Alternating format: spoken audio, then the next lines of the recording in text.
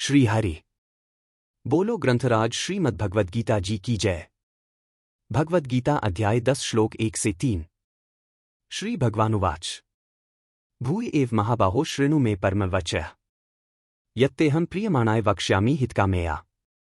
1 न मे विदुः सुरगणाः प्रभवं न महर्षयः अहमादिः देवानां महर्षिणा च सवशः। 2 यो मां जमनादिं च वेत्ति लोकमहेश्वरम् असमूढ़ः समत्रेषु सर्वपापैः प्रमुच्यते। 3 श्री भगवान ने कहा, 1 हे महाबाहो अर्जुन, मेरे परम वचन को और भी सुन। मैं आगे इसे तुझ आनंद से सुनने वाले के परम हित के लिए तुझसे कहूंगा। 2 मेरी अर्चित प्रकृति को न तो देवगण जानते हैं और न ही महर्षिजन, क्योंकि देवता और ऋषिगण भी सृष्ट प्राणी हैं और इस कारण उनकी उत्पत्ति भी मुझ में ही है। 3 परंतु जो कोई भी मुझे अजन्मा और अनादि होने के साथ ही सृष्टि के परम परमेश्वर के रूप में जानता है, उस व्यक्ति ने माया को जीत लिया है और उसने नश्वर चोला पहने हुए भी निष्पाप अवस्था प्राप्त कर ली है।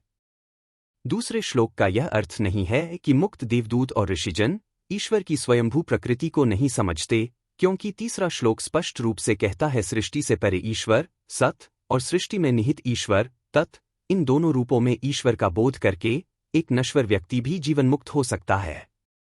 तथापि ये श्लोक दर्शाते हैं कि दिव्य अनुभवातीत अवस्था में पूर्णतः लीन होना किसी भी सृष्ट जीव के लिए प्राप्य नहीं है। जिसका आरंभ है वह अनादि नहीं सकता। ईश्वर की मूल प्रकृति निराकार है, साकार नहीं, अनंतता है, परिमितता नहीं। शरीर रहित अवस्था अकल्पनीय मुक्ति की वह अवस्था जिसे भक्त अपने तीनों बंदी बनाने वाले आवरणों भौतिक, सूक्ष्म एवं कारण को ज्ञान द्वारा विलीन करने के उपरांत प्राप्त करता है। मानव की आत्मा का परमात्मा के साथ स्वतः पुनः मिलन होने से पूर्व आवश्यक है। दूसरा श्लोक इस आध्यात्मिक सत्य की पुष्टि करता है कि सभी मुक्त जीवों को जो ईश्वर की आज्ञानुसार पुनर्जन्म को स्वीकार करते हैं, जगन्माता अथवा नियमबद्ध प्रकृति के साथ सामंजस्य रखकर कार्य करने की आवश्यकता होती है, जिसे ईश्वर ने गोचर जगतों पर पूर्ण अधिकार दिया। एक निश्चित सीमा तक ऐसे उन्नत जनों को भी नाम मात्र के लिए स्वत को प्रकृति के ब्रह्मांडीय भ्रम के अधीन रखना पड़ता है और इस प्रकार अपरिवर्तनीय, अजन्मे तथा अव्यक्त ब्रह्मा के पूर्ण ज्ञान को त्यागना पड़ता है। अपने शरीरों को दृश्यमान बनाने के लिए भी उन्हें माया अर्थात भ्रम के एकमात्र साधन को स्वीकार करने के लिए बाध्य होना पड़ता है।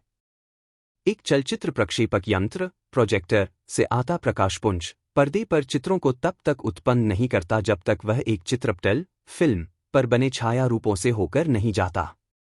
इसी प्रकार माया या द्वैत के सिद्धांत के रंग बिरंगे स्पंदनात्मक पटल की उपस्थिति के बिना, जो अविभाज्य को विभाजित करती है और ब्रह्मांडीय स्पंदन द्वारा देश एवं काल के पर्दे पर रूपों को प्रक्षेपित करती है, उस एकमात्र वास्तविकता का कोई रूप आकार नहीं है।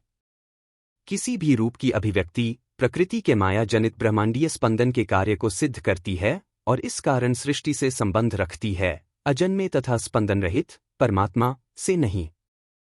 इस प्रकार यह श्लोक पूर्ण प्रबुद्ध गुरुओं के कदाचित उलझन में डालने वाले व्यवहार का स्पष्टीकरण देता है। सूली पर चढ़ाए जाते समय जीसस कुछ समय के लिए माया के प्रभाव में आ गए थे और अपने स्वप्न शरीर को देखकर तथा इसके कष्टों का अनुभव करके उन्होंने पुकारा, मेरे प्रभु, आपने मुझे क्यों त्याग दिया है। अन्य मुक्त संत भी शारीरिक कष्टों को भोगने के लिए अथवा दूसरों के कष्टों एवं आनंदों में सहानुभूतिपूर्ण एकरूपताओं को प्रदर्शित करने के लिए आते हैं। जीसस एवं अन्य गुरुजन भी नश्वर जीवों की भांति रोए तथा अनेक रूपों से व्यवहार किया, परंतु किसी को भूल से भी यह नहीं सोचना चाहिए कि महान ऋषिजन एवं अवतार ईश्वर की वास्तविक प्रकृति से अवगत नहीं है।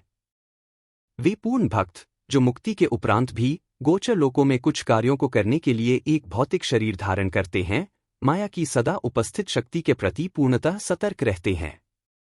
तथापि ऐसे महान जन अपनी इच्छानुसार अपने शरीर रूपी स्वप्न को हटाकर पर ब्रह्म का बोध कर सकते हैं।